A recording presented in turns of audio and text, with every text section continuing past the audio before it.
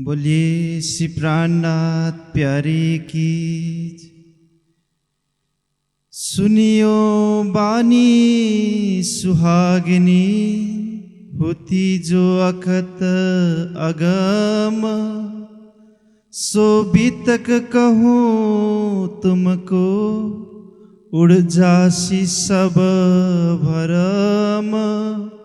उड़ जासी सब भरम। सुनियो बानी सुहागनी।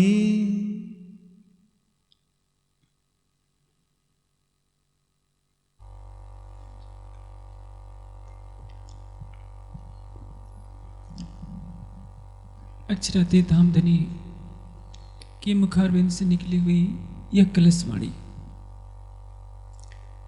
जो महामती जी के धाम हृदय से प्रस्फुटित हो रही है, दर्शा रही है कि ये किसके लिए आई है। परम धाम की उन आत्माओं के लिए जिनको जगाना है। सुनियो बानी सुहागिनी, संसार के लिए नहीं है। संसार में आई है अवश्य, लेकिन इसका रसास्वादन पूर्ण रूप से केवल परम धाम की ब्रह्मात्मा ही ले सकती है। तभी कहा है, सुनियो बानी सुहागिनी, होती जो अकथ अगम। ऐसी वाणी जो अकथनीय हो। वाणी तो कही ही जाती है, लेकिन दो शब्द हैं, अकथ और अगम। अकथ का तात्पर्य क्या है? जो आज दिन तक कभी किसी ने कहा नहीं हो। बेहद वाणी में पहले कहा जा चुका है, ना तो आए बुद्ध के सागर गुण खट ज्ञानी। 6 शास्त्रों के जो रचनाकार ऋषि हुए हैं, उनको बुद्धि के सागर कहा जाता है। पौराणिक कथनों में शेष का नाम आता है। शेष एक ऋषि हैं। ऐसी मान्यता कही जाती है पौराणिक कि शेष के 1000 फन हैं। शेष के 1000 फन नहीं है। एक ऐसी ऋषि जो एक शब्द की 1000 प्रकार से व्याख्या करने की सामर्थ्य रखते थे।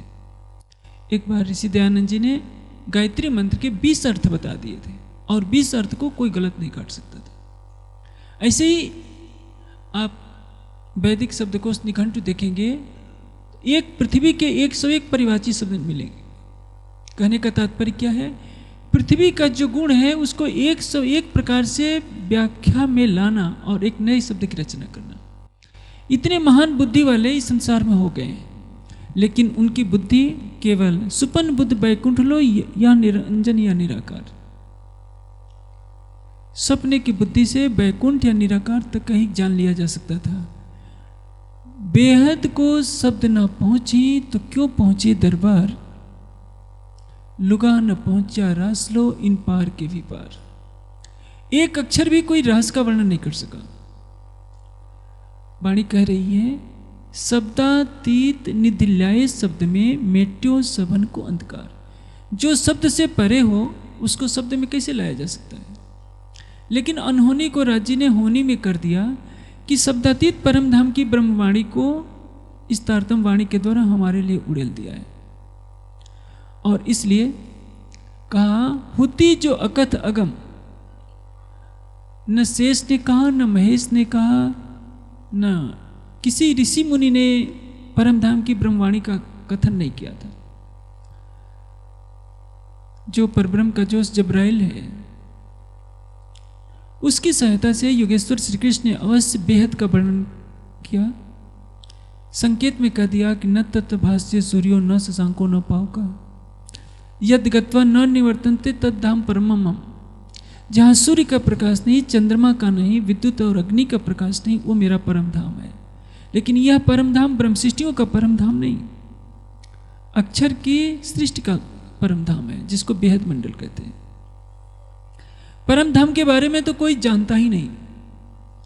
हक तरफ जाने नूर अक्षर और दूजा न जाने कोई, पर बातून सुध तीन को नहीं, हक इलाम दिखावे सो। जब अक्षरातीत के सतंग अक्षर ब्रह्म को परम धाम की गुही बातों की कोई जानकारी नहीं है, तो भला संसार के अन्य लोग क्या जान सकते हैं?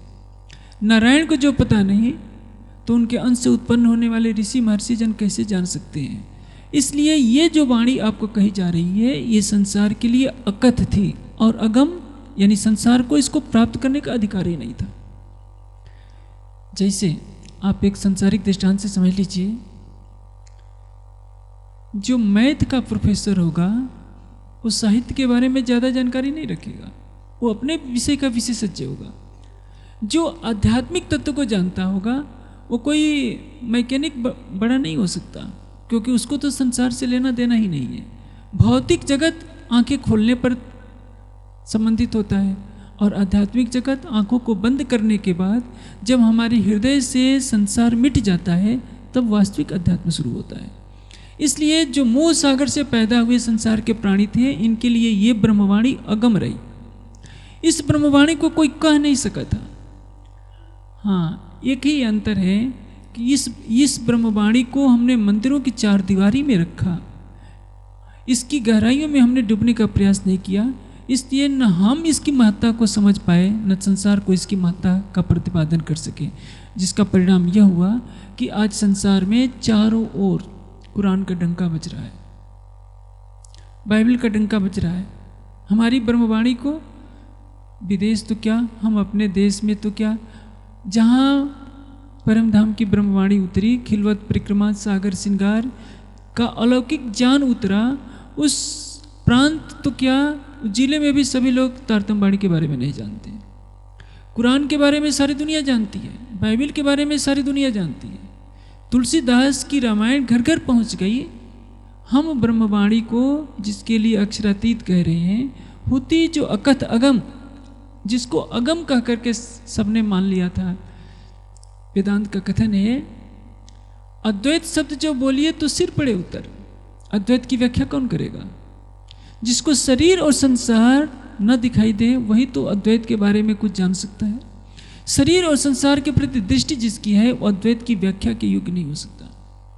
सुखदेव जी जैसे महर्षि, जिनको इतना भी पता नहीं कि स्त्री किसको कहते हैं, पुरुष किसको कहते हैं, वो भी बेहद की राज का वर्णन नहीं कर सके। प्रकाश में वर्णन आता है, भाग्य जोश कही पंचाध्यायी, रास वर्णन न हुआ तिनताई। सुखदेव जी से महाराज का वास्तविक वर्णन नहीं हो सका। उनके हृदय ने जो साक्षी दी, बुद्धि बल के द्वारा थोड़ा सा प्रकट कर दिया, जो भागवत में विकृत रूप से लिखा है। भागवत के रचनाकार को तो यह भी नहीं पता कि रास लीला किसने की। भागवत का यह श्लोक आता है जिसमें कहा गया है कि विक्रीडितम ब्रजबधो चैदम विष्णु, यानी विष्णु भगवान के साथ गोपियों ने लीला की। पहले क्या कहा भागवतकार ने? योग माया उपाश्रिता। तो क्या विष्णु भगवान की पहुंच योग माया में है? इसका उत्तर भागवत के रचनाकार के पास नहीं है। भाग्य जोश कही पंचाध्यायी, रास वर्णन न हुआ तिनताई। उनसे महाराज का वर्णन नहीं हो सका। जब महाराज का वर्णन करने में सुखदेव जी की बुद्धि कुंठित हो जाती है। पुराण संहिता में भगवान शिव कहते हैं कि हे व्यास जी, परम धाम के एक पत्ते का वर्णन करने में करोड़ों कल्प भी लग जाए तो भी संभव नहीं है। मैं उसका वर्णन करने की सामर्थ्य नहीं रखता। तो अक्षरातीत के नख से सिख तक की शोभा श्रृंगार का वर्णन करना कैसे संभव है? परब्रह्म का आवेशी वर्णन कर सकता है और वही महामती जी के धाम हृदय में बैठकर सबको पुकार रहा है। ब्रह्मवाणी क्यों सुनाई जाती है? ये एक पुकार है। प्रातःकाल सवेरा जब होता है तो प्रकृति हमें किसी न किसी रूप में पुकारती है। यदि हम उठना नहीं चाहते बिस्तर से, संभव है, चिड़ियों की चहचहाहट हमें विवश कर देती है, जो ये दर्शाती है कि प्रातःकाल होने वाला है। उसी तरह से अक्षरातीत की यह ब्रह्मवाणी हमें पुकार रही है, सुनियो वाणी सुहागिनी होती जो अकथ अगम। अब आपको कौन सी वाणी सुनाई जा रही है?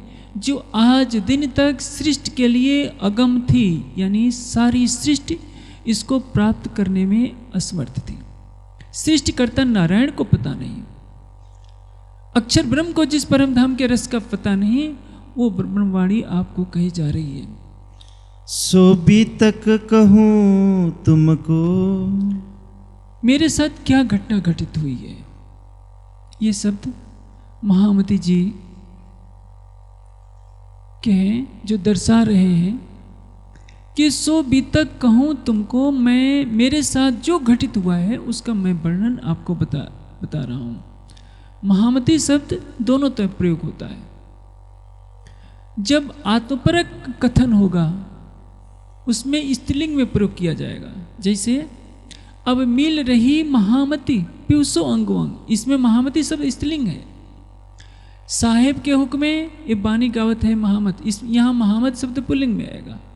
जहाँ मिहिराज का तन दिख रहा है, मिहिराज के तन में विद्यमान महामती जी की आत्मा को संबोधित करके जब कहा जाएगा, यानी शरीर परक जब आत्मा के लिए संबोधन होगा तो वो पुल्लिंग में कहा जाएगा। जब आत्मपरक संबोधन केवल होगा धनी के लिए तो स्त्रीलिंग में प्रयोग किया जाएगा।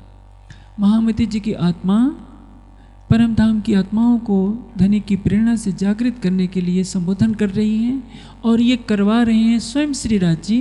परम धाम की आत्माओं, मैं तुमको परम धाम की ब्रह्मवाणी सुनाने जा रहा हूँ जो आज तक संसार में किसी को प्राप्त नहीं हुई, और तो और मैंने अपने सत अंग अक्षर ब्रह्म को भी ये रस नहीं दिया था। उड़ जासी सब भरम, सारे भ्रम का नाश करने वाली ये वाणी है। सब भ्रम क्यों कहा गया है आप देखेंगे। ब्रज में पूरी नींद है, रास में कुछ निद्रा है कुछ जागृति है। जागनी में गहरी निद्रा है, लेकिन हमको कहा जा रहा है कि जागनी का ब्रह्मांड है, इसमें जगना है। बाहर की आंखों से जो दिखता है वो सत्य नहीं होता, अंदर की आंखों से जो दिखाई देता है वही यथार्थ होता है। परम धाम में मूल मिलावे में सभी बैठे हैं राज्य के चरणों में, आंखें खुली हैं लेकिन ये आंखें राज्य को देख नहीं रही हैं। नूरी आंखें हैं, राज्य की तरफ ही खुली हुई हैं लेकिन दिखाई नहीं पड़ रही है। इस जागने के ब्रह्मांड में हमारी बाहर की आंखें खुली हुई हैं, बाहर की आंखें बाहर के संसार को देख रही हैं। हमारी जब अंतर्दृष्टि जब तक नहीं खुलती है हम स्वयं को नहीं जान सकते। ये एक संसार का सबसे बड़ा रहस्य है। संसार बाहर देखता है इसलिए बाहर के संसार में फंसा रहता है। एक मनीषी ने कहा है, सोवन तो सबसे भला जो जग जाने सोए, अंतर लो लागी रहे सहजई सुमरन होए। दो बातें हैं, आप आंखें खोलकर बिस्तर पर लेटे लेटे कुछ चिंतन रहेंगे तो हो सकता है नींद ना आए। आंखें बंद करके जैसे ही आप सोचते हैं नींद आ जाती है। बंद आंखें हो सकता है यदि अंतर से आप जागृत हैं तो बंद आंखें आपको समाधि में पहुंचा देगी। आप ध्यान की अवस्था में हैं, जरा सी आपने आंखें खोली नहीं कि संसार दिखा नहीं, आपके और धनी के बीच में एक पर्दा आ जाता है।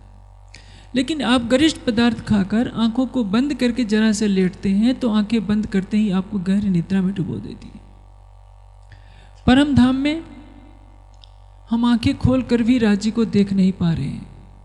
इस जागने के ब्रह्मांड में जहाँ चारों ओर माया की निद्रा है, अज्ञानता का अंधकार है, परम धाम की ब्रह्मवाणी हमको यही बता रही है कि शरीर से और संसार से जब परे हो जाओगे, आपकी अंतर्दृष्टि खुल जाएगी तो निश्चित है कि आपकी आत्मा जागृत हो जाएगी। सागर ग्रंथ में इस संबंध में बहुत ऊंची बात कही गई है कि जैसे हमारी आत्मा के हृदय में जब धनी की शोभा बस जाए तो हमारी आत्मा और परात्मा की स्थिति में किसी भी तरह का भेद नहीं रह जाएगा। अंतस्करण आत्म के जब ये रहियो समाए, तब आत्म परात्म के रहे न कुछ अंतर आए। आत्मा के अंतस्करण में परम धाम को युगल स्वरूप को बसा लेना है। जब हम वाणी पढ़ते हैं तो परिणाम क्या होता है, हमारे जीव का अंतःकरण उसको ग्रहण करेगा। जीव ने वाणी पढ़ करके देख लिया राज्य ऐसे हैं, परम धाम ऐसा है। जीव ग्रहण कर रहा है, आत्मा देख रही है कि ये पहले तो संसार के विषय में फंसा हुआ था, मैं संसार को देख रही थी, और अब ये जीव किसी परम धाम की बातें करने लगा है। इसको एक दृष्टांत समझिए। मैं आप लोगों को देख रहा हूं, आप लोग मुझे देख रहे हैं। यदि पीछे से कोई व्यक्ति आए और मैं आप लोगों की तरफ देखना छोड़कर उसको देखना शुरू कर दूं, तो आप लोग सोचेंगे कि मैं किसी और को देख रहा हूं, तो आपकी नज़र भी उस व्यक्ति पर पहुंच जाएगी जिसको मैं देख रहा हूं। उसी तरह से मूल मिलावे में राज्य के सामने सभी बैठे हैं। राज्य ने कहा, परमधाम की आत्माओं, मैं तुमको एक विचित्र खेल दिखा रहा हूं, तुम देखो मेरी तरफ। और यह कहते हुए हमारी नज़र को इस संसार में डाल दिया, जीवों के ऊपर। अब जीव जो कर रहा है उसको देखने में हम मग्न हो गए। जैसे मैं आपको देखने में मग्न हूँ, आप मुझको देखने में मग्न हैं। मेरी दृष्टि जहाँ जाएगी वहाँ आपकी भी दृष्टि जाएगी। जब जीव काम, क्रोध, मद, लोभ, अहंकार की अग्नि में झुलस रहा है, तो आत्मा उसी को संसार मानने लगी है, क्योंकि उसकी नज़रों से परम धाम हट चुका है। जब जीव परम धाम की ब्रह्मवाणी पढ़ता है, खिलवत परिक्रमा सागर श्रृंगार में डूबता है, तो आत्मा संसार के विषयों से हटकर जीव के द्वारा परम धाम के ज्ञान को ग्रहण करने की जो लीला हो रही है उसको देखने लगता है, देखने लगती है। जब जीव उसमें डूबता जाता है, उसके अंदर विरह का प्रकाश होता है, अब वो परम धाम में युगल स्वरूप की छवि को देखने के लिए तड़पता है। अब आत्मा की दृष्टि संसार से हटकर परम धाम की तरफ मुड़ने लगती है। इसको कहते हैं चित्वनी। इधर से नजर हटाइए और उधर नजर कर दीजिए। दुनिया के सारे ग्रंथों का एक ही सार है, हमें संसार से नजर हटाकर परम धाम की तरफ कर देना है। महामती जी की आत्मा के द्वारा यही बात कही जा रही है कि मेरे साथ क्या घटित हुआ है वो मैं अब आपको बताने जा रही हूँ। आत्मा की जागृति का मूल संबंध इसी से होता है।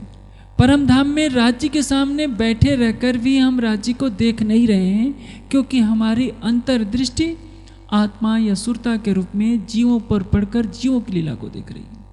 इस संसार में वाणी को पढ़ करके भी हम राज्य को नहीं देख पा रहे हैं, क्योंकि वाणी का प्रकाश हमारे जीव के अंतःकरण तक है। जब तक उसमें विरह का रस नहीं डूबेगा, विरह के रस में जीव अपने को पूर्णतया निर्विकार निर्मल नहीं कर लेगा, विरह के रस में डूब नहीं जाएगा, तब तक उसकी आत्मा उसी के खेल में मग्न रहेगी। जब वो परम धाम का ध्यान करने का प्रयास करेगा तो परिणाम क्या होगा? उसके मन ने तो लाखों जन्मों में संसार में अपने को भटकाया है, सीधे परम धाम में कैसे जाएगा? जब आप ध्यान करेंगे, न जाने कितने जन्मों में आपने अभक्ष्य पदार्थों का सेवन किया है, विषय वासनाओं का सेवन किया है। एक दिन 15 दिन के ध्यान से तो वो सारा हट नहीं जाना है। मन आपका विचलित करेगा, आप धैर्य खो बैठते हैं कि मेरा तो मन ही नहीं लग रहा है। फिर तो थोड़ी देर के बाद आपके मन की चंचलता आपको उठने के लिए व्याकुल कर देती है। लेकिन यह तो सोचिए, आपका प्रियतम कितनी दूर है। दूरात सुदूरे, वेद ने बहुत सरल शब्द में कहा, दूर से भी दूर है। इतना दूर है कि हमारी बुद्धि उसकी माफ नहीं कर सकती, इतना निकट है कि बुद्धि भी उसका आकलन नहीं कर सकती। उससे निकट हमारा कोई नहीं और उससे दूर भी हमारा कोई नहीं। यदि हमारी दृष्टि उसकी तरफ नहीं जाती है तो हमारे लिए वो सबसे अधिक दूर है।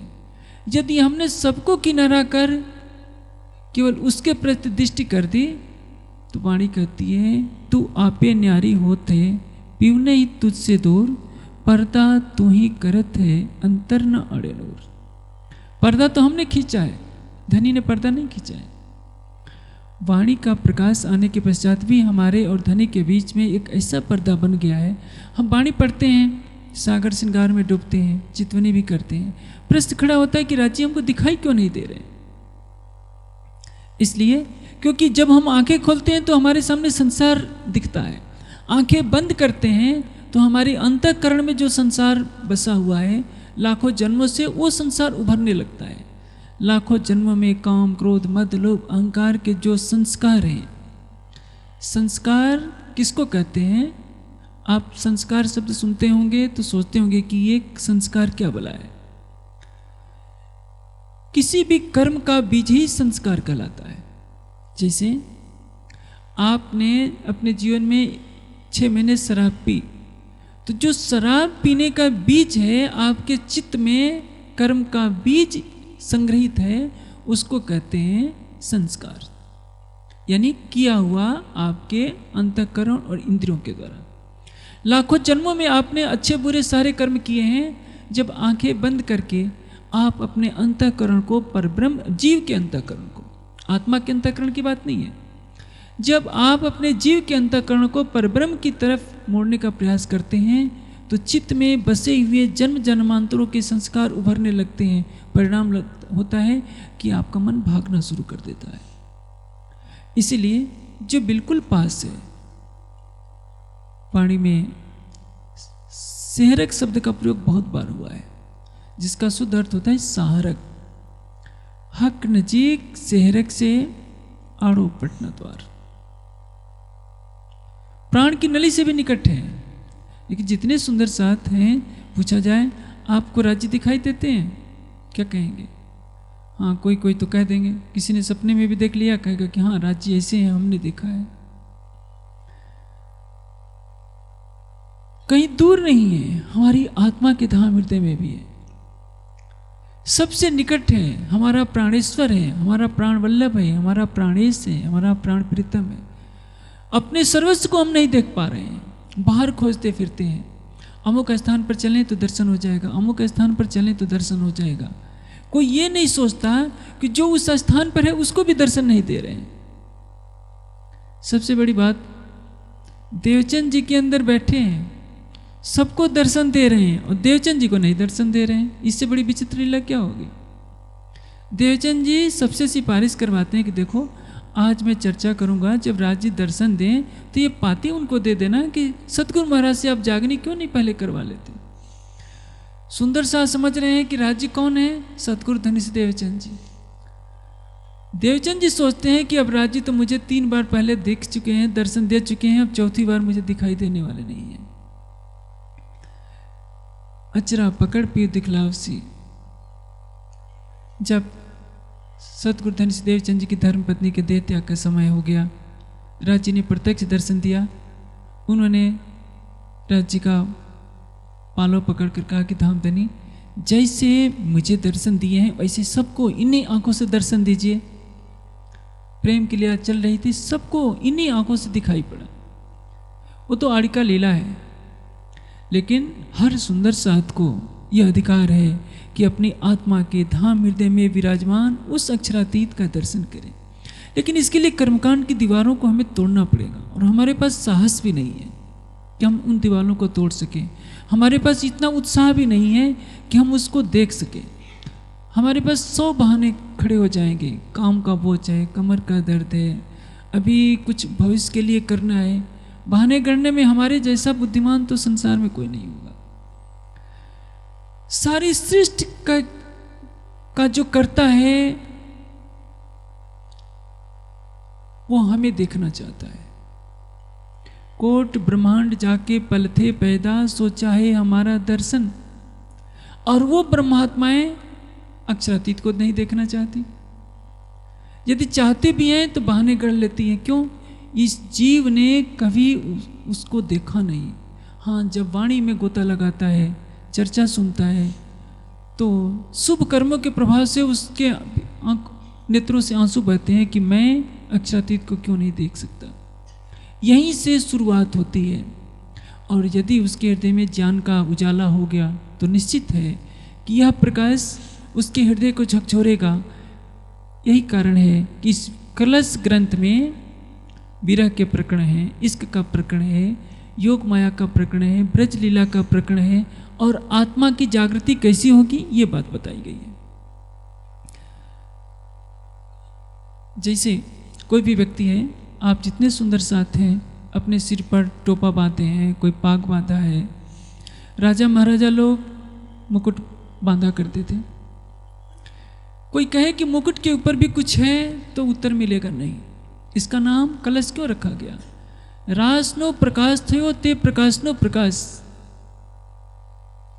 रास का प्रकाश हुआ, प्रकाश का भी प्रकाश क्या है? ये कलश ग्रंथ। तभी तो बिहारी जी को बुरा लगा था, कहा कि ये कलश नहीं क्लेश है, क्योंकि यह कलश ग्रंथ बताता क्या है कि अक्षरातीत कहाँ है। ब्रज में अक्षरातीत कहाँ थे? रास में अक्षरातीत कहाँ थे? जागनी के ब्रह्मांड में वर्तमान समय में अक्षरातीत कहाँ है? इस बात पर प्रकाश डालने वाला जो ग्रंथ है वो कलश ग्रंथ है। और कलश ग्रंथ से ही सारे संशयों का निवारण हो जाता है। उड़ जासी सब भरम। प्रश्न यह है, क्या ब्रज में हमारे पास भ्रम था कि नहीं? सबको मानना पड़ेगा भ्रम था। अक्षरातीत के साथ क्रीड़ा हो रही है। क्रीड़ा करने वाले को मालूम नहीं कि हम क्यों क्रीड़ा कर रहे हैं। राज परम धाम में जिसको कहते हैं सो लीला अद्वैत। अभी दोपहर की चर्चा के समय, दोपहर की चर्चा के समय प्रश्न था, परम धाम में क्या चल रहा है?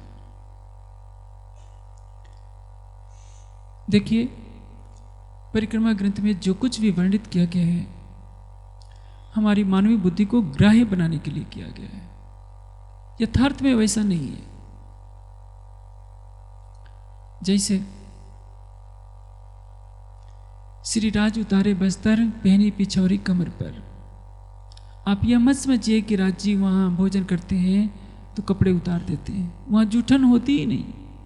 लेकिन जिस समय वाणी उतरी उस समय राजा महाराजों के अंदर विशिष्ट लोगों में परंपरा थी कि अपने कीमती वस्त्र, बहुमूल्य वस्त्रों को उतार दिया करते थे ताकि किसी कारण से जूठन गिर जाए तो ये आभूषण खराब ना हो जाए। उस परंपरा के अनुसार वर्णित किया गया। राज्य श्यामा जी के जो भी श्रृंगार हैं सब गुजराती और राजस्थानी हैं, और वो श्रृंगार आजकल नहीं मिलते, बहुत कम मिलते हैं। जो वर्णन है पान बीड़ा खाने का, वो उस युग की परंपरा के अनुसार है। उस युग में जिस समय आज से 300 वर्ष वाणी उतरी, विशिष्ट व्यक्ति पान बीड़ा खाया करते थे। आप यदि किसी प्रवाही से कहेंगे हमारे पूर्ण ब्रह्म सच्चिदानंद अक्षरातीत भोजन करते हैं, उसके पश्चात पानों का बीड़ा खाते हैं, तो हंसेगा, क्योंकि किसी ग्रंथ में नहीं लिखा है कि सच्चिदानंद परब्रह्म पानों का बीड़ा भी खाता है। कहीं यह नहीं लिखा है कि वो झूला भी झूलता है, कहीं यह नहीं लिखा है कि वो स्नान भी करता है, टहलने भी जाता है, बाग में तरह तरह की लीलाएं करता है। हमारी मानवीय बुद्धि ने संसार में इसी को सब कुछ मान रखा है। किसी भी तरह से अक्षरातीत को हम पल पल एहसास करें, यह परिक्रमा ग्रंथ का मूल उद्देश्य है। परिक्रमा की लीला में वर्णन आता है कि सखियां दोपहर के भोजन से पहले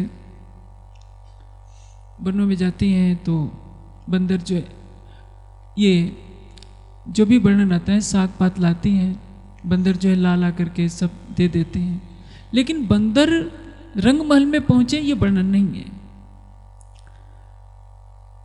पहले तो प्रश्न यह है कि परम धाम में बंदर कहां से आ गए? दूजे तो हम है नहीं, ये बोले बेवरा वाहिदत का, जो खिलावत त्यों खेलत, ना तो क्या जाने बात बका। परम धाम में दूसरा कोई नहीं है।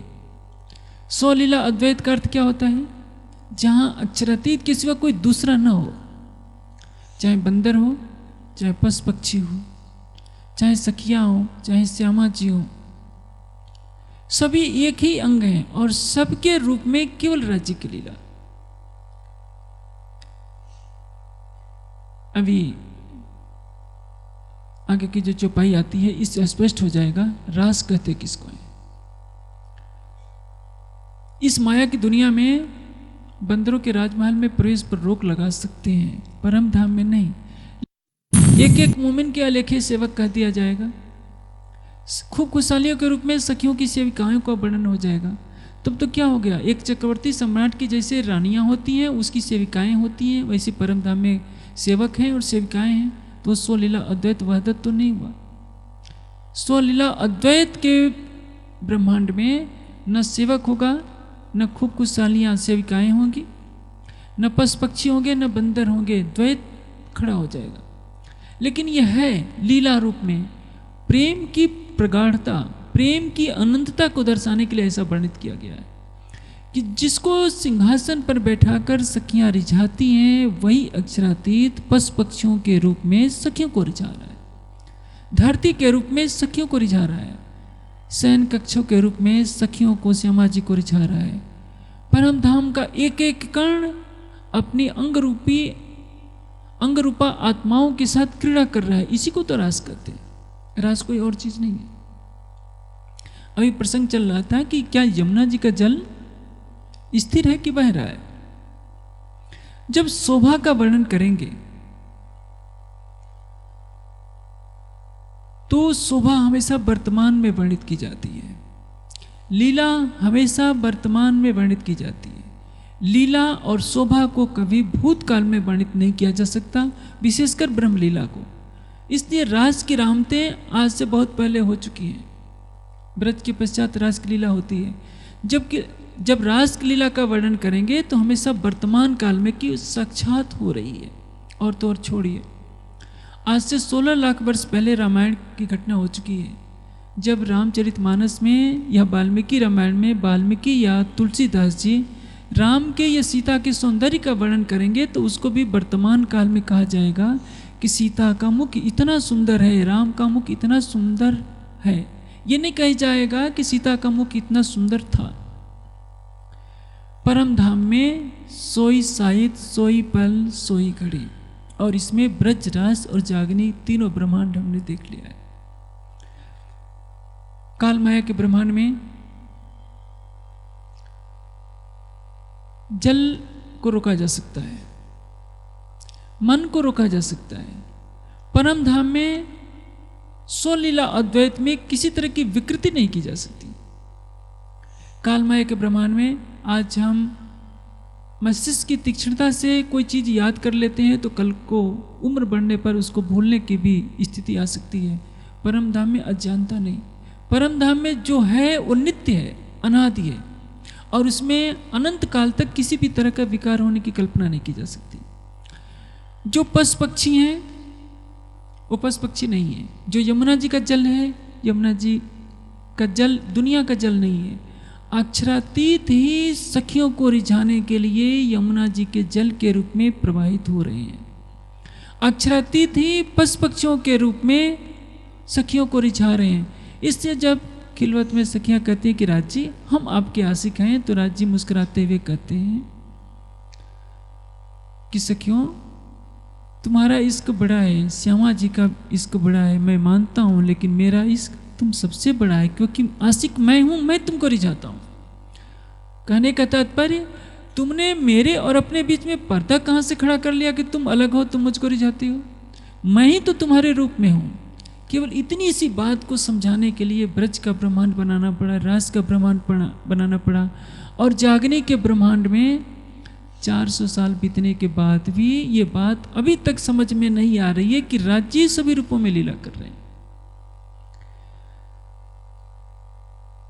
रास की वाणी तो यही कहती है। आप रास की रामतों को पढ़िए। यदि कोई प्रवाही व्यक्ति और शुष्क तर्क वाला होगा तो रास की वाणी को पढ़कर यदि उसका बातिनी अर्थ नहीं समझा, कोई अर्थ नहीं समझा, तो उसको घृणा भी हो सकती है। क्या सच्चिदानंद परब्रह्म ऐसे खेल करता है? रास में जो रामते हैं, जो संसार की मर्यादाओं में पले हैं, वो सोचेंगे कि राज्य तो एक छोटे बालक की तरह उछल रहे हैं, कूद रहे हैं, नाच रहे हैं, तो क्या सच्चिदानंद परब्रह्म ऐसा ही होता है? किसी भी वेद वेदांत के एक ज्ञानी के मस्तिष्क में ये बात कभी भी घर नहीं कर सकती। हम इसको दूसरे रूप में देखें। एक सेना का कैप्टन है, जब अपने सैनिकों के साथ जानता है तो बिल्कुल रोब दाब वाली आवाज से बोलेगा। यदि उसके सैनिक ने कुछ गलती भी की तो हो सकता है गोली भी मार सकता है, युद्ध काल समय में कुछ भी कर सकता है। लेकिन वही कैप्टन जब अपनी पत्नी के सामने होगा, बच्चे के सामने होगा, तो जो सैनिकों के साथ व्यवहार कर रहा था वो उनके अपनी पत्नी और बच्चे के साथ नहीं कर सकता। यदि उसका बच्चा धूल उठाकर उसके चेहरे पर फेंक देगा तो भी उसको गुस्सा नहीं आएगा, खुश होगा कि मेरा बच्चा मेरे साथ खेल रहा है। व्यक्ति एक है, उसकी लीला के दो रूप बन जाते हैं। प्रश्न यह खड़ा होता है कि अक्षर ब्रह्म है, महालक्ष्मी उनके साथ बैठी है। महालक्ष्मी के बारे में परिक्रमा ग्रंथ में वर्णन आता है कि एक बात का बसबसा रहता था मेरे दिल, लक्ष्मी जी का गुजरान होत है बिदकिन। अक्षर ब्रह्म तो सत्ता के स्वरूप है, प्रेम की लीला वो कर नहीं सकते, तो उनका गुजारा कैसे होता है? आप जानते ही हैं, किसी बहुत बड़े साइंटिस्ट का विवाह गांव की एक अनपढ़ महिला के साथ हो जाए, जो बहुत ज़्यादा बोलती हो, हमेशा उसको हंसी मजाक की धुन हो, तो क्या होगा? रिश्ता नहीं चल सकता, दोनों में बिखराव होगा, या दोनों में किसी न किसी को पागल होना पड़ेगा। दोनों का स्वभाव अलग है, एक का ज्ञान में डूबा हुआ स्वभाव है, एक का मस्तिष्क विकसित नहीं हुआ, वो बाह्य आमोद प्रमोद को ही सब कुछ माने बैठे हैं। एक तरफ प्रेम का सागर हो और एक तरफ सत्ता का स्वरूप, उसके मन में आता है कि ब्रह्मांड बनाओ, फिर कहता है, मन में संकल्प लेता है कि नहीं अभी लय कर दो। और एक तरफ अक्षरातीत, जिनके बारे में यही कहा जाता है, हक को काम कुछ और नहीं, देवे रूह लाड लज्जत। लेकिन कैसे? जब हम मानवीय धरातल पर सोचेंगे तो लगेगा कि अक्षर ब्रह्म अलग है, अक्षरातीत अलग है। हाँ, प्रेम की एक निष्ठा में ये मानना ही पड़ेगा और कोई चारा भी नहीं है। अंतर्दृष्टि देखिए तो परिणाम क्या होगा? अक्षर और अक्षरातीत दो नहीं होते हैं। इसका मतलब मैं ये नहीं कहता कि आप अक्षर ब्रह्म को अपना धामधनी करना शुरू कर दीजिए। लीला में आप अक्षरातीत की अर्धांगिनी हैं। मार्फत की नजर से देखेंगे, राज्य श्यामा जी, सखियां, अक्षर ब्रह्म, महालक्ष्मी, पांचों अद्वैत एक ठोर, बीतक के मंगलाचरण में स्पष्ट कर दिया है। लेकिन वो मार्फत की अवस्था में, जैसे मेरा ये शरीर है, मेरा हाथ को तलवार से काट दिया जाए तो उस कटे हुए हाथ का नाम राजन स्वामी नहीं होगा। राजन स्वामी का हाथ तो है, लेकिन उसको राजन स्वामी नहीं कह सकते। अक्षरातीत की लीला जब अक्षर ब्रह्म के रूप में होती है तो सत्ता के रूप में ब्रह्मांड का सृजन करना है। महालक्ष्मी अक्षर ब्रह्म के साथ प्रेम की लीला का रसपान कैसे करती है, इसको एक दृष्टांत से अभी मैंने दिया था कि जैसे एक कैप्टन का मैंने छोटा सा दृष्टांत दिया था। जैसे कैप्टन अपने सैनिकों के साथ होता है, खूंखार रूप में होगा, पत्नी और बच्चों के सामने होगा, प्रेम के कोमल हृदय के रूप में होगा। कदाचित उसका कैप्टन कहीं जा रहा हो, साथ में पत्नी भी हो, शरीर एक है। कैप्टन अपने जवानों के साथ जब बात व्यवहार करेगा दूसरे तरह से बोलेगा, पत्नी और बच्चों की तरफ देखेगा दूसरी आवाज से बोलेगा, दोनों साथ में है व्यक्ति ये एक, लेकिन सैनिकों के प्रति उसकी अलग भूमिका है, पत्नी और बच्चों के प्रति अलग भूमिका है। एक ही कैप्टन दो रूपों में नजर आ रहा है। इसको दर्शाने के लिए अक्षरधाम में अक्षर ब्रह्म अक्षरातीत हैं, परम धाम में राज्य के रूप में है। महालक्ष्मी को वही सुख मिलता है जो श्यामा जी को मिलता है, जो सखियों को मिलता है। और आनंद सागर ग्रंथ में यह बात दर्शाई गई है कि ब्रज में भी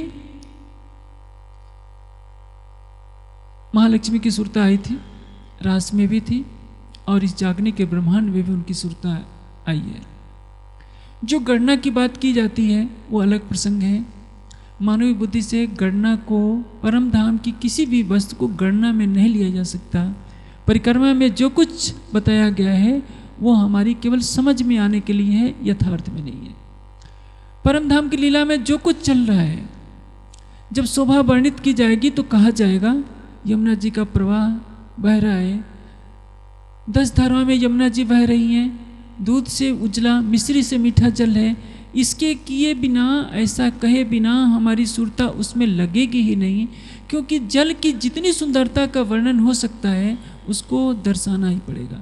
यदि हम कह दें कि वो यमुना जी का जल स्थिर है तो क्या कहा जाएगा? वो तो एक कोई तालाब होगा या झील होगी जिसका पानी बहता नहीं है। शोभा को दर्शाना ही परिक्रमा का मुख्य लक्ष्य है, ताकि हमारा चंचल मन इसमें स्थित हो जाए। जिस क्षण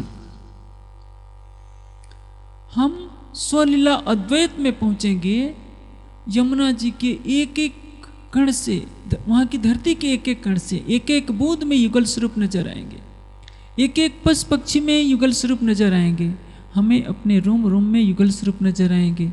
हमारी दृष्टि तो अभी माया में है, इसलिए माया के दृष्टांतों से हमें को समझाया जाता है। परम धाम में न इंद्रावती है, न केसरबाई है, न आसबाई है। ये नाम कब चलते थे? आज से 300 वर्ष पहले गुजरात और राजस्थान में बहनों के नाम के आगे बाई शब्द का प्रयोग होता था। वही परंपरा आज चल रही है। कहे इंद्रावती बाई, कहे धामना साधना हो नमी नमी लागू पाए। तो परम धाम में आप किसी से कहेंगे प्रभाई से कि हमारी इंद्रावती बाई रहती है, तो वो सिर पकड़ कर बैठ जाएगा, क्योंकि यहाँ के शब्दों से आप परम धाम का वर्णन नहीं कर सकते। लेकिन एक आधार बना दिया गया है कि चलो इस नाम से आपकी बुद्धि को समझा दिया जाए। यही कारण है जिस परम धाम के अद्वैत प्रेम में मत्था टेकने का प्रसंग नहीं होता। आप परिक्रमा में सुनेंगे सखियां आय आय के चरणों लगी, तो सब यही बात होती। परम धाम में जैसा चल रहा था वैसे ही आज भी चल रहा है, चलता रहेगा। हमको अनुभव में आने नहीं दिया जा रहा है, क्योंकि हमारी नज़र इस खेल में आई है। तो हम अपनी बुद्धि से सोच सकते हैं कि क्या परम धाम में हवा रुक गई है? परम धाम में कोई चीज़ रुक नहीं सकती। परम धाम का न यमुना जी का जल रुक सकता है, न हवा रुक सकती है। निष्क्रियता शब्द परम धाम में नहीं है, क्योंकि दूसरा है ही नहीं। अक्षरातीत की क्रीड़ा बंद नहीं हो सकती, लेकिन लीला रूप में ऐसा कर रखा है जैसे वहाँ फरमोशी है। क्योंकि जिस चीज़ को हम देख नहीं सकते, जैसे आप भोजन आपने कर लिया, आपके पेट में पाचन क्रिया हो रही है, क्या उसको आप देख रहे हैं? आपको एहसास हो सकता है कि जब पेट हल्का लगेगा, भूख लगने लगेगी, तो आप कह सकते हैं कि अब हमारा भोजन पच गया है। नहीं तो इन आँखों से तो पहचान नहीं कर सकते। उसी तरह से अक्षरातीत का हृदय ही अलग अलग रूपों में लीला कर रहा है। कहीं वो श्यामा जी के रूप में दिख रहा है, कहीं सखियों के रूप में दिख रहा है, कहीं अक्षर ब्रह्म और महालक्ष्मी के रूप में दिख रहा है। अब लीला रूप में असंख्य रूप प्रकट हो चुके हैं। इसी में हम गोता खा जाते हैं। हम सखियाँ हैं, या अक्षर की सृष्टि हैं, या अक्षर ब्रह्म है, यह महालक्ष्मी है।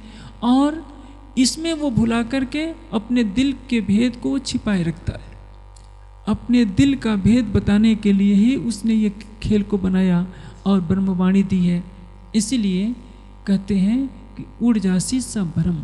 जब इस ब्रह्मवाणी को हम पढ़ेंगे तो जो भी आज दिन तक चले आ रहे थे भ्रम थे, वो सब कुछ समाप्त हो जाएंगे।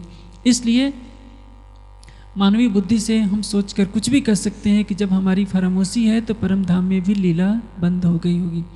चीनी को हम नहीं खाएं तो क्या कह सकते हैं कि चीनी की मिठास चली गई है? संतरे या मौसमी का रस को जब हम निचोड़ेंगे तो कह सकते हैं कि ये खट्टा है या मीठा।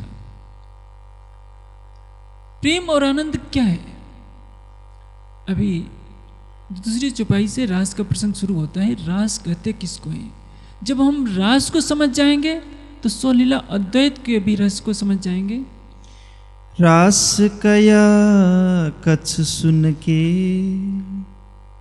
एक बात ध्यान में रखनी चाहिए कि अक्षरातीत के शब्द एक कीकर जिन जानो मन धनी जी लाए हैं धाम से वचन। ये कोई कविता के शब्द नहीं है, एक एक शब्द में गहन रस छिपा हुआ है। रास कहिया कुछ सुन के, मैंने सुनकर कुछ रास का वर्णन किया है। कुछ रास का तात्पर्य क्या है? आप रास ग्रंथ पढ़ेंगे तो रामतों को गिन लेंगे कि राज जी ने इतनी रामते की है, ये बात नहीं है। इसलिए तो कुछ शब्द लगा दिया। कलश ग्रंथ की दूसरी चौपाई में कह दिया रास कहिया कछ सुन के, मैंने मेरी आत्मा के अंतःकरण ने राज जी से सुना है। कहने वाले कौन है मेरे धाम हृदय में? कहने की शोभा कालबोध को दई, मेरे शरीर को शोभा दे दी है। हृदय बैठ कहलाया रास, मेरे धाम हृदय में विराजमान होकर इस रास की वाणी को कहे हैं।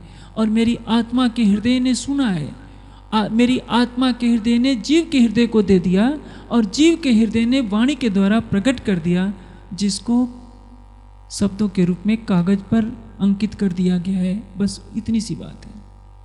रास किसको कहते हैं? जहां प्रेम और आनंद की क्रीड़ा हो रही हो। आनंद कहाँ है? जहां प्रेम है वहां आनंद है, जहां वासना है वहां कष्ट है। संतरे के छिलके को हटा दीजिए और उसको निचोड़िए, रस बहने लगता है। आनंद को किसी ने देखा नहीं है, आनंद के लक्षणों को देखा जाता है। प्रेम का मूर्तिमान रूप कुछ नहीं होता है, इन आंखों से दिखाई नहीं देता है। परम धाम भी आनंद का मूर्तिमान रूप श्यामा जी है, प्रेम का मूर्तिमान रूप रज जी है। प्रेम से ही आनंद निकलता है, और प्रेम और आनंद की जहां क्रीड़ा होगी वहां एकत्व वहदत होगा। जहां प्रेम है, प्रेम में आनंद है, आनंद में वहदत है। बिना आनंद के एकत्व नहीं हो सकता। और ये प्रेम और आनंद का संबंध किससे है? निस्बत से है। प्रेम में आनंद जुड़ा हुआ है, अटूट संबंध है, अनाद संबंध है। जैसे शक्कर से मिठास को कोई अलग नहीं कर सकता, उसी तरह से प्रेम से आनंद को और उसके अंग रूपा सखियों को अलग नहीं कर सकता। प्रेम से ही तो आनंद प्रकट होता है। संतरे के रस को ये कहा जाए कि ये संतरे से अलग है तो कोई मानेगा? हम कह रहे हैं कि नहीं, संतरा तो अलग है और उसका रस अलग है। परम धाम की लीला में डूबने के बाद सखियों के अंदर ये भूल चली आ रही थी। उस भूल को दूर करने के लिए, यह बताने के लिए कि तुम मेरे ही स्वरूप हो, तुम रूहे मेरे तन हो, तुम सो इश्क जो मेरे दिल। कितनी बड़ी बात है। हम जागनी ब्रह्मांड में रह रहे हैं। वाणी पढ़ पढ़ करके सुंदर साथ ने तो 108 पार्ट्स भी कर लिए, कुछ वर्ष पहले कराया गया था। लेकिन हक नजीक सेहरक से इस एक चरण को मैं नहीं समझता कि 100 सुंदर साथ भी वास्तव रूप में समझ गए होंगे। समझ करके क्रियान्वित कर लेते तो मार्फत की अवस्था में पहुंचना उनके लिए ज़्यादा कठिन नहीं होता। हक नजीक सेहरक से आड़ो पटना द्वार, हमारे और धनी के बीच में कोई पर्दा नहीं है, पर्दा हमने खड़ा किया है। खोली आंखें समझ की, देखती न देखे भरता। ज्ञान चक्षु हमारे खुले हुए हैं, आत्म चक्षु अभी नहीं खुला है। हाँ, जीव का बौद्धिक ज्ञान चक्षु खुला हुआ है। आत्मा के ज्ञान का चक्षु तब खुलेगा जब भाव ब्रिकुटी पल पापड़ मुस्कत निलवट केस इन विद हक मुख रखिए, तब खुले अंतर के पट। अंदर का पर्दा तब हटेगा जब हम राज्य के मुखारविंद की शोभा को देखते। भौएं कैसी है, आंखों की पलकें कैसी है, घुघराले बालों की शोभा कैसी है, मुखारविंद हमारे हृदय में अंकित हो जाए तब समझ सकते हैं अब हमारी माया का पर्दा हट गया है। इसलिए रास कहिया कछ सुन के, रास का तात्पर्य रस का सागर जिसमें क्रीड़ा कर रहा हो वो रास है। रस के सागर की क्रीड़ा ही रास है। जो योग माया में रास खेली गई वो तो कुछ निद्रा और कुछ जागृति की रास लीला थी। जागनी ब्रह्मांड में जागनी रास खेली जानी है, जो कुछ विचित्र है। रास में कुछ पता नहीं था कि हम कहाँ के हैं, ये पता था जिसके साथ हमारी क्रीड़ा हो रही है वो हमारा सर्वस्व है। जागने के ब्रह्मांड में हम गहरी निद्रा में हैं। हमारा जीव निद्रा से पैदा हुआ है। हमारी आत्मा जी के ऊपर बैठकर निद्रा के ब्रह्मांड को देख रही है। लेकिन जब हम विरह का रस लेते हैं, राज्य की शोभा श्रृंगार को दिल में बसाने लगते हैं, तो लगता है कि सारा परम धाम तो हमारी अंतर्दृष्टि के सामने घूम रहा है। ये अवस्था कैसी है? जैसे आपकी आंखों में खुमारी हो। खुमारी इसको कहते हैं, निद्रा से उठने के बाद थोड़े थोड़े नींद बनी रहती है। उठ करके बैठ जाएंगे, फिर कहा जाके उठो, तो कहते क्या अभी थोड़ा आलस आ रहा है, अभी बैठे रहने दो। कि कोई व्यक्ति सोता हो, उसको तुरंत उठा दीजिए तो उसको बहुत क्रोध चढ़ता है कि हमारी निद्रा खराब कर दी। यदि उसको कहीं जाना भी हो तो भी उसको बुरा लगता है। विवशता उसको विवश कर सकती है कि बिस्तर को छोड़े, अन्यथा कोई छोड़ना नहीं चाहता। उसी तरह से इस जागने के ब्रह्मांड में जब हम वाणी का चिंतन करते हैं, विरह का रस लेते हैं, चितवनी में डूबते हैं, तो हमारी सुरता इस संसार को छोड़ने की तरफ जब कदम बढ़ाती है तो लगता है कि मूल मिलावा ऐसा है, राज्य के नख से सिख तक की श्यामा जी की शोभा ऐसी है। कुछ निद्रा में देखते हैं, कुछ आंखें खोल कर देख लेते हैं, फिर आंखें बंद कर लेते हैं। ऐसी स्थिति आ जाए कि सब कुछ प्रत्यक्ष दिखने लगे। आंखें बंद हो गई, हमारे मन में निर्विकारता आ गई, विरह प्रेम का रस आ गया। शरीर बैठा है, शरीर से हम परे हो गए। हम स्त्री हैं, पुरुष हैं, 50 साल के हैं, 40 साल के हैं, सब भुला दिया हमने। हम समझ गए कि हम परम धाम की ब्रह्मात्मा है। हमारा स्वरूप नख से सिख तक श्यामा जी का है। हमारी सुरता युगल स्वरूप को साफ देख रही है। परम धाम के 25 पक्षों में जगह जगह देख रही है। ऐसा है पुखराज, ऐसा है मानिक पहाड़, ऐसे है बड़ी रंग की हवेलियाँ, ऐसे हैं अटो सागर। जो परम धाम में हमारी परात्म देखती थी, देखती रही है, अब हमारी आत्मा भी देख रही है। इसको कहते हैं आत्मा की जागृति होना। आत्मा अपने प्राणेश्वर के साथ क्रीड़ा कर रही है। क्रीड़ा करने का तात्पर्य क्या है? आंखों का कार्य क्या है? आप रास की रामतों में जाएंगे तो क्या हो रहा है? कुछ नहीं। आंखें सौंदर्य देखने के लिए, जो संसार के जो सुख हैं पांचों इंद्रियों से 5 प्रकार के होते हैं। आंखें सौंदर्य को देखकर तृप्त होना चाहती हैं, त्वचा कोमल स्पर्श को पाना चाहती है, जीवा 60 रसों का सेवन करना चाहती है, कान मधुर ध्वनि सुनना चाहते हैं और नासिका सुगंध लेना चाहती है। कोई भी दुर्गंध जहां आ रही हो, कोई खड़ा नहीं रहना चाहेगा। कोई कान से अपने कटु वचन सुनना नहीं चाहेगा। मीठे वचन को सुनने के लिए तो हर कोई तरसता है। यहाँ तक कि कहावत कही जाती है, जब कोई सपेरा बीन बज जाता है तो देखिए सर्प भी नाचने लगता है, भालू भी नाचने लगती है। मधुर ध्वनि सबको आकर्षित करती है। यानी हमारी 5 इंद्रियां प्रकृति के 5 विषयों का सेवन करती है। उसी तरह से राज की रामतों में इस तथ्य को दर्शाने का प्रयास किया गया है। रामतों के माध्यम से किस तरह से सखियां और राज्य लीला कर रहे हैं।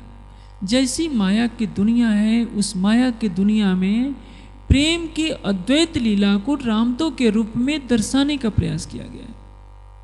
उसके बिना काम नहीं चल सकता, अन्यथा तो सब अतीत लीला है। राज की रामतों में आप देखेंगे कूदने की लीला होती है। पेड़ पकड़कर उसको, कोई पेड़ बनेगा उसको पकड़ करके तरह तरह की लीलाएं होती हैं। ये मत समझ लीजिए कि ये खेल करना रामत है।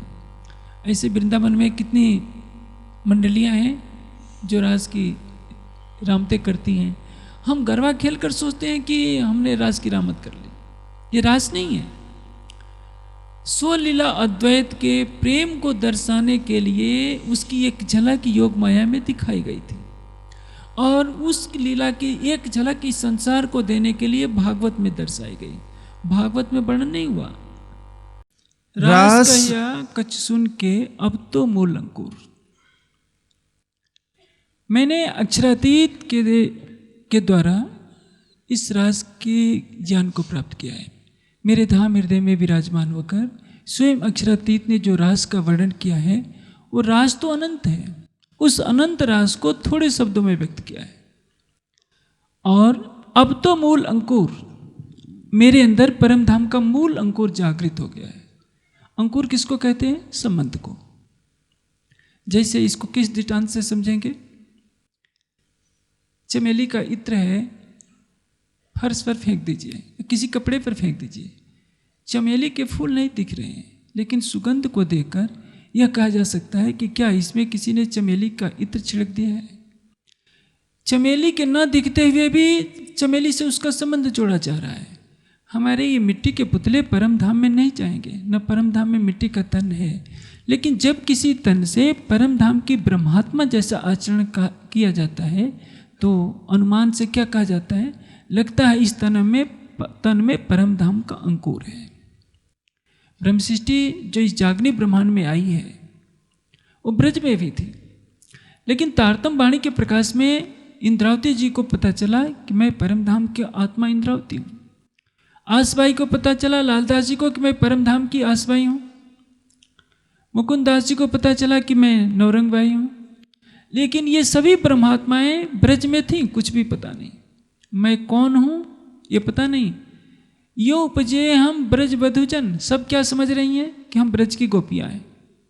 राज में पता चल गया कि हम धाम धनी की अर्धांगिनी हैं, लेकिन हम कहाँ के रहने वाली हैं ये कुछ पता नहीं। ब्रज की जो सारी लीला है पूरी निद्रा की लीला है। राज की जो लीला है आधी नींद और आधी जागृति की लीला है। जागनी ब्रह्मांड में इस वाणी ने हमें वो राह दिखा दी है, हमारे अंदर ज्ञान का ऐसा उजाला कर दिया है कि हमारी आत्मा दावे से कहती है कि मैं परम धाम की हूँ और धनी से मेरा अखंड संबंध है। तभी आगे के प्रकरणों में श्री इंद्रावती जी के मुखारविंद से ये बात मुखरित होगी, सन्मंद मूल को मैं तो पाव पल छोड़ियो न जाए। एक पल के चौथाई हिस्से के बराबर भी मैं मूल संबंध को नहीं छोड़ सकती। हमने मूल संबंध को ही भुला दिया है। मूल संबंध का अर्थ क्या है? अक्षरातीत हमारा प्राणेश्वर है, हम उसकी प्रियतमा हैं, और जैसे वह हमारा प्राणनाथ है हम भी उसके वही हैं। यही कलश की वाणी पुकार करके कह रही है, प्रीतम मेरे प्राण के अंगना आत्म नूर, मन कल्पे खिल देखते सोए दुख करूं सब दूर। स्वयं अक्षरातीत कह रहे हैं तुम मेरे प्राणों के प्रीतम हो। प्रीतम मेरे प्राण के अंगना आत्म नूर, स्वयं अक्षरातीत के शब्द है कि तुम मेरे प्राणों के प्रीतम हो। हम उनको कहते हैं कि आप हमारे प्राणों के प्रीतम हो, वे कहते हैं तुम मेरे प्राणों के प्रीतम हो। दोनों एक दूसरे के आधार हैं, दोनों एक दूसरे के बिना रह नहीं सकते। इसी को तो कहते हैं स्वलीला अद्वैत। यदि हमने इस संबंध को समझ लिया होता तो हम राज्य के सामने दुनिया जैसा आचरण नहीं करते। ब्रज में जो कुछ हुआ एक निद्रा में था, प्रेम था। क्यों प्रेम है ये हमें नहीं मालूम। रास में पता चल गया कि क्यों प्रेम है, लेकिन हमारा मूल घर कहाँ है ये कुछ नहीं पता। आदि जैसे कोई व्यक्ति सोया रहता है, उसको कहा जाए उठ जाओ, आंखें खोल करके बैठता है, चारों ओर देखता है कि कहता है कि मैं सोया कहाँ था, बार बार मुझे डिस्टर्ब करते हो, मुझे कहते हो सोने वाला, देख नहीं रहे हो कि मैं बैठा हूँ। जब देखता है कि पुकारने वाला कहीं चला गया, फिर लेट जाता है कि कौन देख रहा है। ये अवस्था रास की थी। जागने के ब्रह्मांड में जब हम शरीर से और संसार से परे हो जाते हैं, चितवनी के द्वारा 25 पक्षों में घूमते हैं, अक्षरातीत के दिल में सीधे प्रवेश करके अक्षरातीत के हृदय की उन बातों को जानते हैं जो परम धाम में रहते हुए अनादिकाल से नहीं जान सके थे।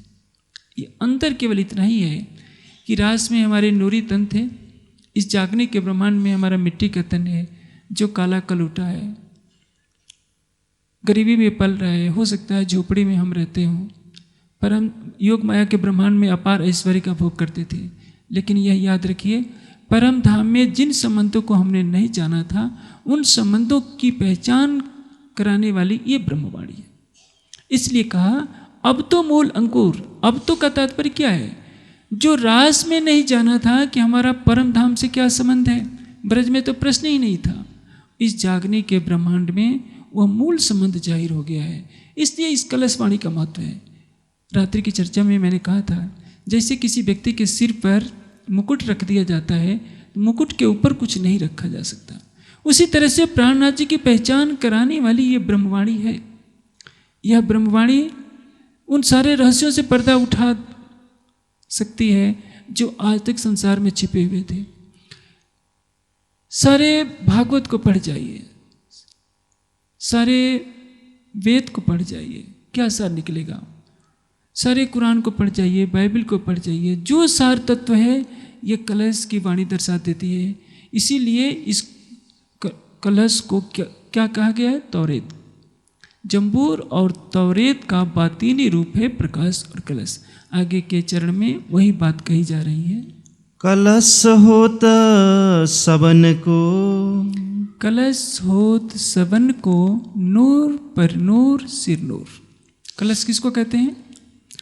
बोलचाल की भाषा में यह व्यवहारिक रूप से धार्मिक क्रियाकांडों में घड़े के ऊपर आम या अशोक की पत्तियों को रख दिया जाता है और इसको कहा जाता है कि यह कलश है। मंदिरों के ऊपर स्वर्ण का, चांदी का या किसी अन्य चीज का घड़े की आकृति में बना दिया जाता है, कहते हैं कि कलश है। जैसे राजा के सिर पर मुकुट की शोभा है, वैसे मंदिर के ऊपर कलश की शोभा होती है। या मांगलिक कार्यों में घड़े के ऊपर वैसे ही जैसे एक स्वास्तिक का चिन्ह बनाया जाता है, उसके अलग अलग प्रयोजन हैं। मैं उस विषय में यहाँ चर्चा करना उचित नहीं समझता। सब कुछ मंगलमय हो, इसी भावना से परमात्मा की आराधना की जाती है। आप देखेंगे राज्य का श्रृंगार वर्णन हो रहा हो, श्यामा जी का श्रृंगार वर्णन हो रहा हो, उसमें मंगलाचरण आता है। मंगलाचरण का भाव क्या है? सब कुछ मंगलमय है। सुंदर साथ में एक भ्रम रहता है ना, राज्य के चरणों में आने के बाद भी सुंदर साथ किससे डरता है? राहु और केतु से डरता है। कोई शनि ग्रह की अंगूठी पहन लेता है, कोई राहु को खुश करता है, कोई कुछ करता है।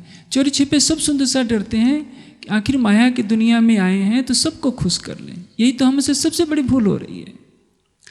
आपने अपना हाथ जिसके हाथों में दिया है, उस सर्वशक्तिमान पर आपको भरोसा नहीं, आपको एक शनि नाम के काल्पनिक ग्रह से डर लगता है।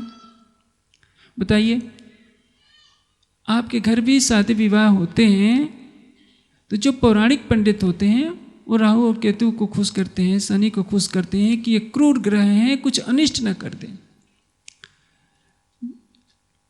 वशिष्ठ के रहते, विश्वामित्र के रहते, मर्यादा पुरुषोत्तम राम को हरिश्चंद्र जैसे सत्यवादी को कष्ट सहने पड़ा।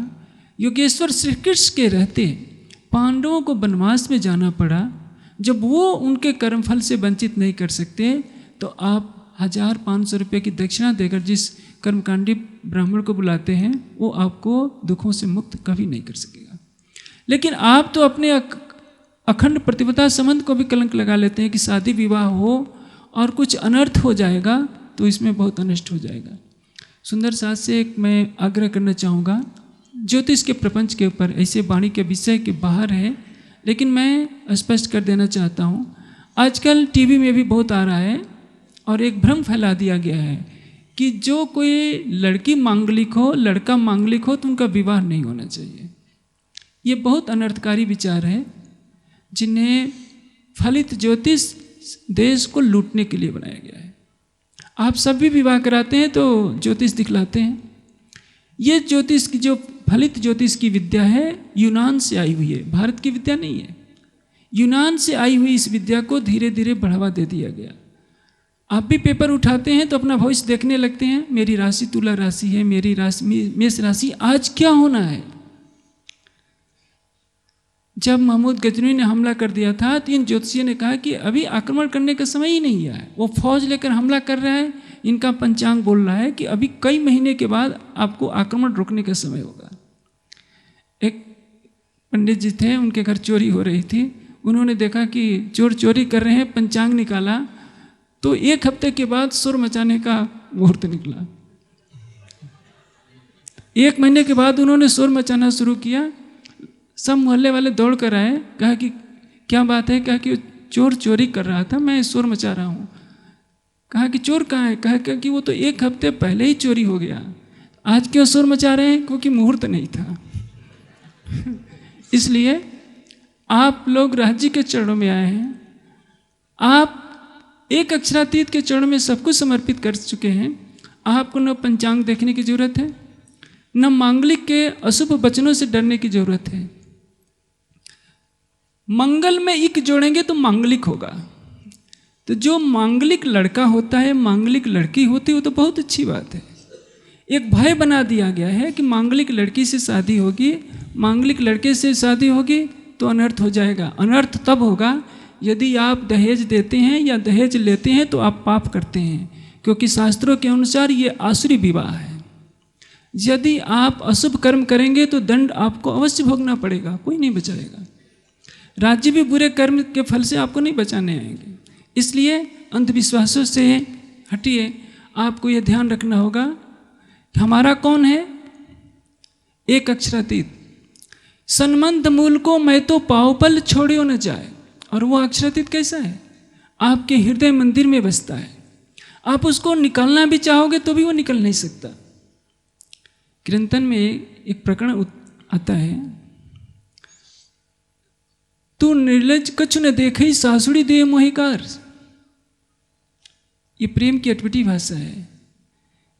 ब्रज का प्रसंग है। श्री कृष्ण गोपियों के घर चले जाते हैं और कहते हैं कि मुझे मक्खन खिलाओ। जागनी ब्रह्मांड में घटना घटित कैसी होती है? जब हम रात्रि को सोने जाते हैं या सवेरे उठते हैं, नित्य प्रत्यय आंगंडे उभो, प्रतिदिन कृष्ण गोपियों के घर चले जाते हैं। यानी हमारी आत्मा जब संसार को छोड़कर परम धाम में विचरण करती है तो हमारी आत्मा के धाम हृदय में युगल स्वरूप की छवि अंकित हो जाती है। इसको कहते हैं नित्य प्रति आंगंडे उभो। प्रतिदिन मेरे आंगन में, हृदय रूपी आंगन में आकर के आप विहार करते हो। जिसके हृदय में अक्षरातीत की छवि अंकित हो जाए उसको राहु केतु से और शनि ग्रह से कभी डरने की जरूरत नहीं है। न उसकी अंगूठी पहनने की जरूरत है, न उनका पूजा पाठ करने की जरूरत है। जब से हिंदू समाज ने एक परमात्मा को छोड़कर तरह तरह के देवी देवताओं की, पत्थरों की पूजा शुरू कर दी, तब से पतन होता शुरू हो गया। और ये सबसे बड़ा अपराध है। श्री कृष्ण क्या कहते हैं? पातिव्रत्यम अनन्यत्वम, अनन्य प्रतिव्रता साधन। जिस तरह से पतिव्रता का एक ही पति होता है, उसी तरह से हमारी आत्मा का एक ही सर्वस्व है और वो है अक्षरातीत। कलश होत सबन को, नूर पर नूर सिर नूर। 3 नूर हैं, नूर पर नूर सिर नूर। नूर का अर्थ क्या होता है? वाणी में नूर के अनेकों अर्थ हैं, अनेकों अर्थ होते हैं जो प्रसंग अनुसार घटित किए जाते हैं। बोलचाल की भाषा में क्या कहते हैं? किसी का चेहरा उड़ गया तो कहते हैं कि उनके चेहरे का नूर उड़ गया। नूर उड़ने का तात्पर्य अब इनमें जीवन लीला के समाप्त होने के लक्षण दिखने, आभा चली गई, चेहरे की कांति चली गई, चेहरे का सौंदर्य चला गया। जीवन का प्रकाश है नूर, जीवन की कांति है नूर, प्रेम का मूल है नूर। प्रेम, आनंद, सौंदर्य, कांति, लक्षण, तेजस्विता, ओजस्विता सबका मूल है नूर। कहते हैं कि परम धाम नूरमयी है। कहने का तात्पर्य क्या है? पूरा परम धाम ही अक्षरातीत का स्वरूप है। अक्षरातीत के हृदय में जो कुछ है वह नूर है। एक गिलास में 1 चम्मच शक्कर डाल दीजिए। ऊपर से चखेंगे तो भी मिठास, बीच से चखेंगे तो भी मिठास। हर जगह लगेगा कि चीनी ही चीनी है, चीनी दिख नहीं रही है। उसी तरह से अक्षरातीत का हृदय प्रत्यक्ष में दिख नहीं रहा है, लेकिन अक्षरातीत के हृदय की सुगंध, अक्षरातीत के हृदय में जो प्रेम का सागर लहराता है, आनंद का सागर लहराता है, वही सागर ही तो नूर के रूप में प्रस्फुटित हो रहा है, जिसको हम इस दुनिया की भाषा में नूर शब्द से संबोधित करते हैं। वेद में आदित्य वर्ण और भार्गव के रूप में संबोधित करते हैं। अरबी में वही नूर कहलाता है। अब यहाँ नूर का कुछ तात्पर्य अलग है। आप सारे 4 वेदों को पढ़ लीजिए। वेद में क्या बताया गया है? प्रेम के द्वारा वह परमात्मा प्राप्त होता है। मैं आपको ऋग्वेद के पहले मंत्र का अर्थ बताता हूँ संक्षेप में। अग्नि मिरे पुरोहितम यजस्व देवम ऋत्वजम होतारम रत्न धात्मम। मैं सारे शब्दों का अर्थ नहीं बोलूँगा, 2 शब्दों का अर्थ। अग्नि मिरे, इसका अर्थ क्या होता है? मैं उस ज्ञान स्वरूप परमात्मा की स्तुति करता हूँ। यजुर्वेद में ज्ञान के साथ कुछ और बातें बताई गई हैं। सामवेद का पहला मंत्र है, उसका भाव क्या है? अग्ने यो आहि वित्तीय गृणानो हव्यदाते। इसका भाव होता है, हे परमात्मा तुम हमारे हृदय मंदिर में आ जाओ। पहले मंत्र से पुकार चल रही है, हमारे हृदय मंदिर में आ जाओ। अथर्ववेद का पहला मंत्र क्या है? ये त्रिसप्ताह पर्यंत विश्वारूपाणि विवृता। यजुर्वेद और अथर्ववेद का अलग अलग आशय होता है। मैंने ऋग्वेद और सामवेद से जो पहले वाक्य है, पहले शब्द हैं, उसका एक ही सार निकलता है कि वह परब्रह्म मेरे हृदय मंदिर में बसे। बसेगा कैसे? प्रेम के द्वारा। यानी संपूर्ण वेद, उपनिषद, दर्शन ग्रंथों को पौराणिक मान्यता के अनुसार यदि भागवत के रूप में प्रस्फुटित कर दिया जाए तो इन ग्रंथों का सार क्या हुआ? भागवत। वैसे आजकल के भागवत में काफ़ी गपोड़े लिखे गए हैं जो किसी विद्वान को मान्य नहीं हो सकते। हमारा उद्देश्य केवल इतना है कि उस भागवत में ब्रजलीला का वर्णन है। ब्रजलीला में अक्षरातीत के द्वारा की गई 11 वर्ष 52 दिन की प्रेम लीला का चित्रण है, इसलिए हम उसको महत्ता देते हैं। और उसमें उस प्रेम तत्व को दर्शाया गया है जो महारास के रूप में है। सुखदेव जी वर्णन करना चाहते हैं लेकिन ध्यान भंग होने के कारण वर्णन नहीं कर पाते। रासनो प्रकाश थयो, लेकिन उस भागवत से चूंकि स्वप्न की बुद्धि से कहा गया था, जो उसके चले जाने के बाद स्पष्ट वर्णन नहीं हो पाया, उस महारास का विवरण किस में आया? रास ग्रंथ में। दुनिया के संपूर्ण ग्रंथों का सार तत्व रास ग्रंथ में वर्णन आया। रासनो प्रकाश थयो ते प्रकाशनो प्रकाश। रास ग्रंथ का सार क्या हुआ? प्रकाश। रास ग्रंथ में जिसके साथ आपने लीला की उसको आप जागनी ब्रह्मांड में पहचान नहीं पा रहे हैं। तभी रास के पहले प्रकरण में कह दिया, साथ मलीने सांभलो जागे करो विचार, जेणे अजवालो आ करियो परखो पुरु के पार। लेकिन क्या हमने पहचाना है? सुंदर साथ न तो अपने अंकुर को पहचानता है न अपने प्राण वल्लभ को पहचानता है। बीतक की चर्चा हर वर्ष होती है। सुंदर साथ बीतक चर्चा का श्रवण करता है। उसके आखिरी प्रकरण में क्या कहा गया है? मोमिन सेवे कर मरद। कर मरद का तात्पर्य क्या होता है? प्राणनाथ जी को सभी ब्रह्मनियों ने अक्षरातीत मान करके उनकी सेवा की। चाहे छत्रसाल जी हो, चाहे लालदास जी हो, चाहे भीम भाई हो, जो भी रहे। आज एक नई परिपाटी सी चल गई है। हमने अपने को दास बना लिया है और प्राणनाथ जी को एक संत बना लिया है, प्रभु बना लिया है, महापुरुष बना लिया है। जब तक हम उनकी पहचान नहीं कर पाएंगे, इस जागनी ब्रह्मांड में हमारा आना सार्थक नहीं हो सकेगा। जो परमात्मा अक्षरातीत के आवेश के साथ रास में लीला कर रही है, वो आनंद मग्न है कि मैं अपने सर्वस्व के साथ लीला कर रही हूँ। जागनी ब्रह्मांड में वही स्वरूप आया है, तो उसको हम गौरव के साथ, गर्व के साथ कहते हैं कि ये तो संत हैं, देवचंद जी के शिष्य हैं और छत्रसाल जी के गुरु महाराज हैं। हम इतने छोटे छोटे शब्दों से संबोधित करते हैं कि मुझे बहुत आश्चर्य होता है कि संसार में ऐसा कोई भी पंथ नहीं जो अपने आराध्य को इतना छोटा कह करके गौरवान्वित होता हो। कहते हैं कि कलश होत सबन को नूर पर नूर सिर नूर। 3 नूर है। सभी ग्रंथों का नूर किसके रूप में आ गया? रास ग्रंथ के रूप में, कि अपने आराध्य को पहचानना और उससे प्रेम करना। लेकिन आराध्य की पहचान कराने वाला कौन है? रास ग्रंथ का नूर क्या है? प्रकाश। प्रकाश ग्रंथ में एक ही बात दर्शाई गई है कि जो हमारे साथ ब्रज में था, जो हमारे साथ रास में था, जो हमारे साथ परम धाम में था, इस जागने के ब्रह्मांड में श्री महामती जी की, इंद्रावती जी के धाम हृदय में विराजमान होकर लीला कर रहा है। रास मिने खिलाए जी ने प्रकट लीला करी है तीने, धनी धाम के कहलाए ये जो साथ को बुलावन आए। कितनी विचित्र बात है, हम श्री कृष्ण को अक्षरातीत कहते थे, लेकिन इस चौपाई को मानने के लिए तैयार नहीं। चौपाई कह रही है कि जिसने रास में हमारे साथ लीला की है वही अक्षरातीत इस जागनी के ब्रह्मांड में महामती जी के धाम हृदय में विराजमान होकर लीला किया कर रहा है। और इसी प्रकाशवाणी में कहा है, बड़ी बड़ाई दई आप थे ले इंद्रावती कंठ लगाए जी। परम धाम में जो अक्षरातीत की अनंत शोभा है, उससे भी बड़ी शोभा इस जागनी ब्रह्मांड में इंद्रावती की आत्मा को दी है। और उनको हम संतों की लाइन में खड़ा कर देते हैं।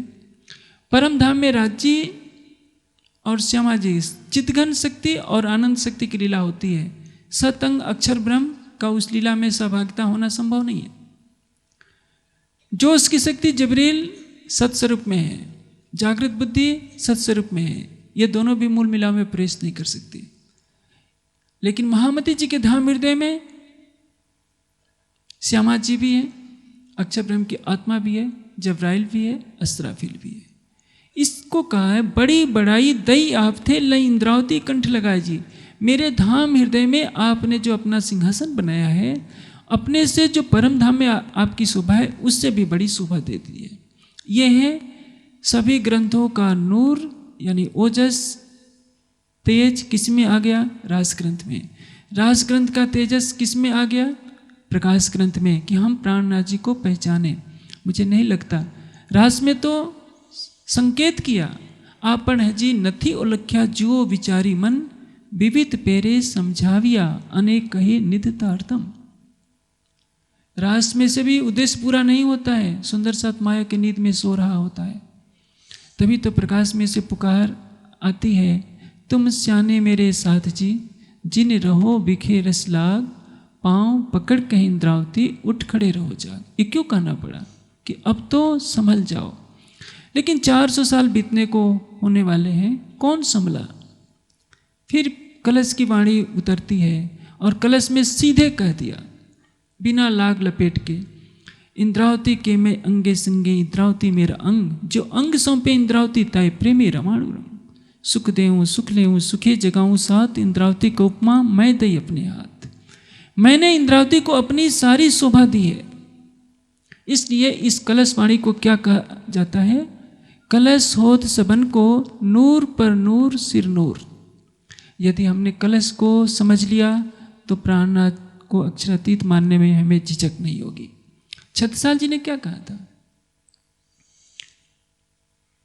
सात समस्त के बीच में जुगल धनी बैठा है, कहीं तुम साक्षात अक्षरातीत हो, हम चिन्ह तुम्हें बनाए। छत्रसाल जी ने अपने भाव विह्वल उद्गार व्यक्त किए कि मैंने आपको अक्षरातीत के रूप में माना है।